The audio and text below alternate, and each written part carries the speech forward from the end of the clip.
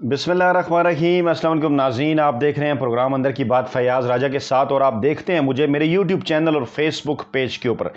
दोस्तों, आज़ाद कश्मीर की नौ मुंतखब हुकूमत के मुस्तकबिल पर सिर्फ एक हफ़्ते गुजरने के बाद एक हफ़्ता गुजरने के बाद ही सवालात उठाए जा रहे हैं, और ये सवालात जो सामने आ रहे हैं वो ये हैं कि आज़ाद कश्मीर की हुकूमत कितने दिन चलेगी, और अब्दुल क़य्यूम नियाज़ी और दो बंदों और उसके साथ साथ खुफिया मिशन का एक ज़िक्र है, उसकी तफसीलात आपके सामने रखेंगे और फिर आपको बताएंगे कि बैरिस्टर सुल्तान आर या पार की स्टेज पर कैसे पहुँचे हैं।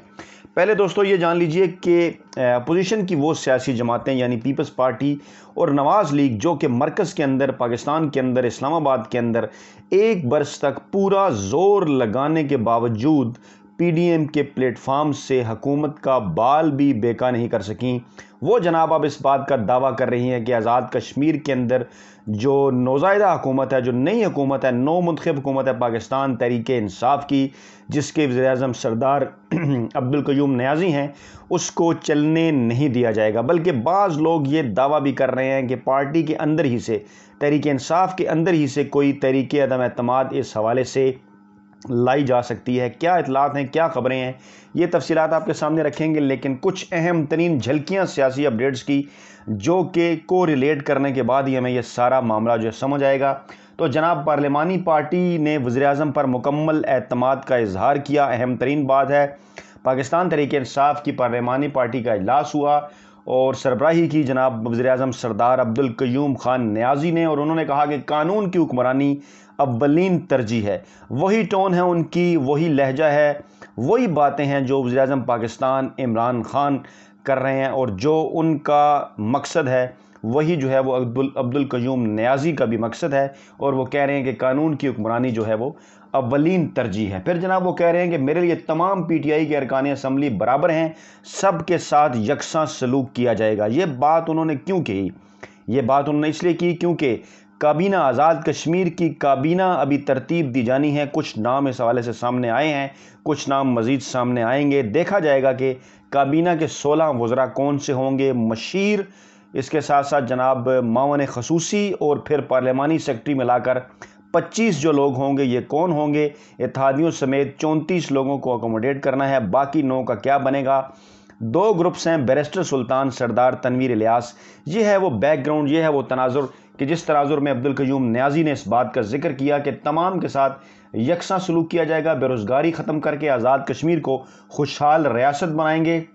रियासती अवाम खुशहाल होगी तो LOC के दूसरी जानिब मुस्बत पैगाम जाएगा, और हुकूमती अरकान असम्बली ने रियासत में बेहतर तर्ज हुक्मरानी के लिए वज़ीर-ए-आज़म को अपनी तजावीज़ भी दी। करप्शन और बदनमानी करने वालों का कड़ा एहतसाब होगा, जो कि पाकिस्तान तहरीक इंसाफ का मरकज़ में, KPK में, पंजाब में, पूरे पाकिस्तान में नारा है। गिलगित बल्तिस्तान के बाद आप आज़ाद कश्मीर में भी यही नारा है कि करप्शन और बदनमानी करने वालों का कड़ा एहतसाब होगा। रियासत की लूटी हुई एक एक पाई वापस ली जाएगी। कॉन्फिडेंस बता रहा है सरदार अब्दुल क़य्यूम नियाज़ी का कि ये अफवाहें जो हैं वो दम तोड़ेंगी, जो ये लोग बात कर रहे हैं कि आज़ाद कश्मीर की हुकूमत कितने दिन चलेगी।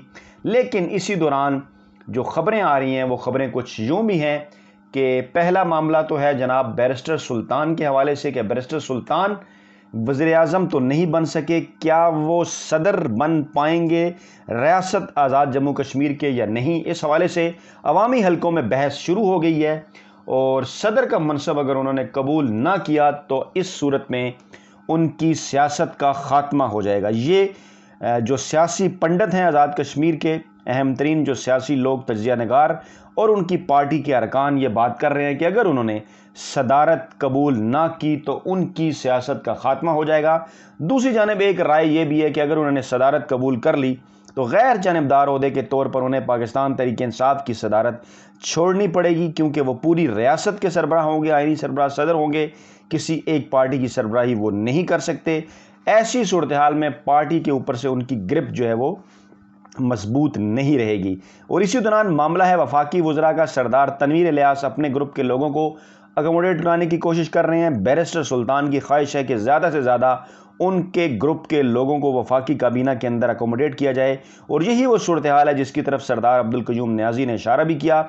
और शुनीद है बैरिस्टर सुल्तान के बाज़ करीबी लोग ये कह रहे हैं कि अगर अब उन्हें معاف کیجیے گا، آزاد کشمیر کابینہ، وفاقی کابینہ میں نے شاید کہہ دیا، آزاد کشمیر کابینہ کیونکہ سلپ آف ٹنگ تھا، آزاد کشمیر کابینہ کے اندر اگر ان کے لوگوں کو نہ اکوموڈیٹ کیا گیا تو پھر اس صورت میں سردار عبدالقیوم نیازی کے خلاف جو ہے وہ تحریک عدم اعتماد بھی لائی جا سکتی ہے۔ یہ کچھ ان کے قریبی ذرائع کا دعویٰ ہے۔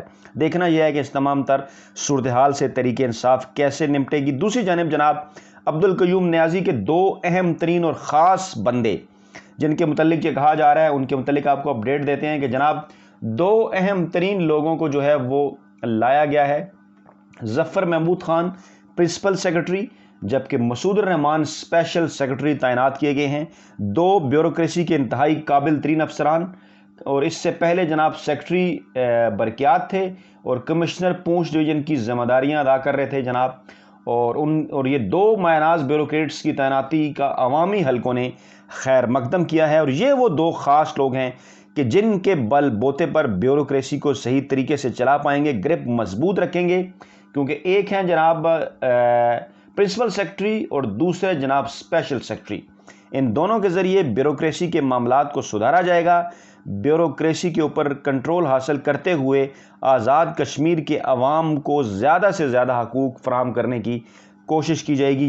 یہ دو اہم ترین لوگ ہیں، اور انہی کی طرف بعض لوگوں نے پاکستان تحریک انصاف کے ان لوگوں نے جن کا تعلق نہ بیرسٹر سلطان محمود کے گروپ سے اور نہ سردار تنویر الیاس کے گروپ سے ہے، جو صرف اور صرف عمران خان کی قیادت کے اوپر یقین رکھتے ہیں۔ ان دونوں لوگوں کے ساتھ بھی جو لوگ ہیں وہ بھی عمران خان کی وجہ سے جیتے، انہی کی قیادت پہ یقین رکھتے ہیں، تاہم ان کی کچھ لوکل علاقائی مجبوریاں ہیں۔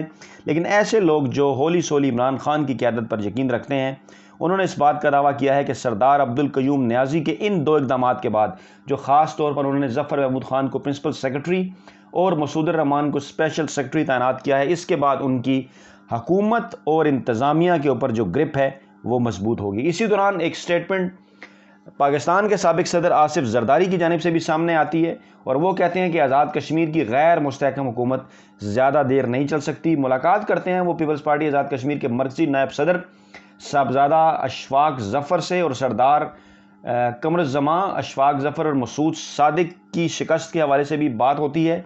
پھر ایک بیان جناب سامنے آتا ہے لطیف اکبر کا بھی، جو یہ کہتے ہیں کہ وہ جالوں کے تحفظ کے لیے کسی بھی حد تک جا سکتے ہیں۔